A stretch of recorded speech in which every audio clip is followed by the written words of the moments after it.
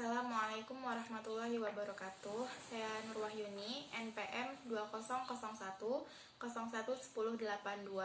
Di sini saya dari kelas E, Prodi Pendidikan Agama Islam, Fakultas Tarbiyah dan Ilmu Keguruan. Saya akan mereview jurnal tentang sejarah bahasa Indonesia. Bahasa Indonesia berasal dari bahasa Melayu termasuk rumpun bahasa Austronesia yang telah digunakan sebagai lingua franca di Nusantara sejak abad-abad awal penanggalan modern. Paling tidak dalam bentuk informalnya. Bentuk bahasa sehari-hari ini sering dinamai dengan istilah Melayu Pasar. Selain Melayu Pasar, terdapat pula istilah Melayu Tinggi. Pada masa lalu, bahasa Melayu Tinggi digunakan kalangan keluarga kerajaan di sekitar Sumatera, Malaya, dan Jawa. Bentuk bahasa ini lebih sulit karena penggunaannya sangat halus, penuh sindiran, dan tidak seekspresif bahasa Melayu Pasar. Pemerintah kolonial Belanda yang menganggap kelenturan Melayu Pasar mengancam keberadaan bahasa dan budaya. Belanda berusaha meredamnya dengan mempromosikan bahasa Melayu Tinggi, di antaranya dengan penerbitan karya sastra dalam bahasa Melayu Tinggi oleh Balai Pustaka. Tetapi bahasa Melayu Pasar sudah terlanjur diambil oleh banyak pedagang yang melewati Indonesia. Dengan memilih bahasa Melayu Riau, para pejuang kemerdekaan bersatu seperti pada masa Islam berkembang di Indonesia. Namun kali ini dengan tujuan persatuan dan kebangsaan. Bahasa Indonesia yang telah dipilih ini kemudian distandarisasi atau dibakukan lagi dengan tata bahasa, dan kamus juga diciptakan. Hal ini telah dilakukan pada zaman penjajahan Jepang. Keputusan Kongres Bahasa Indonesia kedua tahun 1945 di Medan antara lain menyatakan bahwa bahasa Indonesia berasal dari bahasa Melayu. Bahasa Indonesia tumbuh dan berkembang dari bahasa Melayu yang sejak zaman dahulu sudah digunakan sebagai bahasa perhubungan bukan hanya di Kepulauan Nusantara, melainkan juga hampir di seluruh Asia Tenggara. Peristiwa penting terkait perkembangan bahasa Indonesia. Peristiwa-peristiwa penting berkaitan dengan perkembangan bahasa Indonesia diantaranya: pertama, pada 1901 disusunlah ejaan resmi bahasa Melayu yang dimuat dalam Kitab Logat Melayu. Yang kedua, pada 1908 pemerintah mendirikan sebuah badan penerbit buku-buku bacaan yang diberi nama Taman Bacaan Rakyat, yang kemudian pada 1917 ia diubah menjadi Balai Pustaka. Balai Pustaka itu menerbitkan buku-buku novel seperti Siti Nurbaya dan Salah Asuhan, buku-buku penuntun bercocok tanam, penuntun memelihara kesehatan, yang tidak sedikit membantu penyebaran bahasa Melayu di kalangan masyarakat luas. Yang ketiga, pada 28 Oktober 1928 merupakan saat-saat yang paling penting menentukan dalam perkembangan bahasa Indonesia, karena pada tanggal itulah para pemuda pilihan memancangkan tonggak yang kukuh untuk perjalanan bahasa Indonesia. Yang keempat, pada 1933 secara resmi berdirilah sebuah angkatan sastrawan muda yang menanamkan dirinya sebagai pujangga baru yang dipimpin oleh Sultan Takdir Ali Syahbana dan kawan-kawan. Yang kelima, pada 25-28 Juni 1938 dilangsungkanlah Kongres Bahasa Indonesia pertama di Solo. Dari hasil kongres itu dapat disimpulkan bahwa usaha pembinaan dan pengembangan bahasa Indonesia telah dilakukan secara sadar oleh cendekiawan dan budayawan Indonesia saat itu. Yang keenam, pada 18 Agustus 1945 ditandatanganilah Undang-Undang Dasar Republik Indonesia 1945 yang salah satu pasalnya, pasal 36, menetapkan bahasa Indonesia sebagai bahasa negara.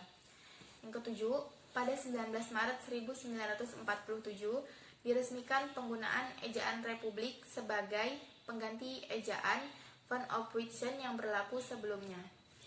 Yang kedelapan, Kongres Bahasa Indonesia kedua di Medan pada 28 Oktober sampai 2 November 1954 juga salah satu perwujudan tekad bahasa Indonesia untuk terus-menerus menyempurnakan bahasa Indonesia yang diangkat sebagai bahasa kebangsaan dan ditetapkan sebagai bahasa negara.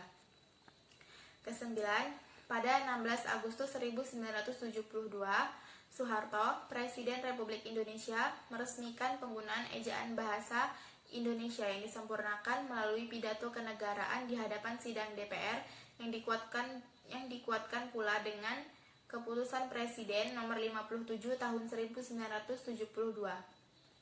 Ke-10, pada 31 Agustus 1972, Menteri Pendidikan dan Kebudayaan menetapkan Pedoman Umum Ejaan Bahasa Indonesia yang disempurnakan dan Pedoman Umum Pembentukan Istilah Resmi berlaku di seluruh wilayah Indonesia. Ke-11, Kongres Bahasa Indonesia 3 yang diselenggarakan di Jakarta pada 28 Oktober sampai 2 November 1978 merupakan peristiwa penting bagi kehidupan bahasa Indonesia. Kongres yang diadakan dalam rangka memperingati Sumpah Pemuda yang ke-50 ini selain memperlihatkan kemajuan, pertumbuhan, dan perkembangan bahasa Indonesia sejak 1928, juga berusaha memantapkan kedudukan dan fungsi bahasa Indonesia. Ke-12, Kongres Bahasa Indonesia keempat diselenggarakan di Jakarta pada 21 sampai 6 November 1983. Ia diselenggarakan dalam rangka memperingati Hari Sumpah Pemuda yang ke-55. Dalam putusannya disebutkan bahwa pembinaan dan pengembangan bahasa Indonesia harus lebih ditingkatkan sehingga amanat yang tercantum di dalam garis-garis besar haluan negara yang mewajibkan kepada semua warga negara Indonesia untuk menggunakan bahasa Indonesia dengan baik dan benar dapat tercapai semaksimal mungkin. 13. Kongres Bahasa Indonesia ke-5 diselenggarakan di Jakarta pada 28 Oktober sampai 3 November 1988. Ia dihadiri oleh kira-kira 700 pakar bahasa Indonesia dari seluruh Nusantara dan peserta tamu dari negara sahabat seperti Brunei Darussalam, Malaysia, Singapura, Belanda, Jerman, dan Australia. Kongres itu ditandatangani dengan dipersembahkannya karya besar Pusat Pembinaan dan Pengembangan Bahasa kepada pecinta bahasa di Nusantara, yakni Kamus Besar Bahasa Indonesia dan Tata Bahasa Baku Bahasa Indonesia. Ke-14, Kongres Bahasa Indonesia ke-6 diselenggarakan di Jakarta pada 28 Oktober sampai 2 November 1993. Pesertanya sebanyak 770 pakar bahasa dari Indonesia dan 53 peserta tamu dari mancanegara meliputi Australia, Brunei Darussalam, Jerman, Hong Kong, India, Italia, Jepang, Rusia, Singapura, Korea Selatan, dan Amerika Serikat. Kongres mengusulkan agar Pusat Pembinaan dan Pengembangan Bahasa ditingkatkan statusnya menjadi Lembaga Bahasa Indonesia serta mengusulkan disusunnya Undang-Undang Bahasa Indonesia. Ke-15, Kongres Bahasa Indonesia ke-7 diselenggarakan di Hotel Indonesia, Jakarta pada 26 sampai 30 Oktober 1998. Kongres itu mengusulkan dibentuknya Badan Pertimbangan Bahasa dengan ketentuan-ketentuan sebagai berikut. Ketentuan yang pertama yaitu keanggotaannya terdiri dari tokoh, masyarakat, dan pakar yang mempunyai kepedulian terhadap bahasa dan sastra. Ketentuan yang kedua, tugasnya memberikan nasihat kepada Pusat Pembinaan dan Pengembangan Bahasa serta mengupayakan peningkatan status kelembagaan Pusat Pembinaan dan Pengembangan Bahasa. 16. Kongres Bahasa Indonesia ke-8 diselenggarakan di Jakarta pada 14 sampai 17 Oktober 2003. Ke-17, Kongres Bahasa Indonesia ke-9. Kongres ini akan membahas 3 persoalan utama yaitu bahasa Indonesia, bahasa daerah, dan penggunaan bahasa asing. Tempat kongres berada di Jakarta 28 Oktober sampai 1 November 2008 di Hotel Bumi Karsa, Kompleks Bidakara, Jalan MT Haryono, Jakarta Selatan.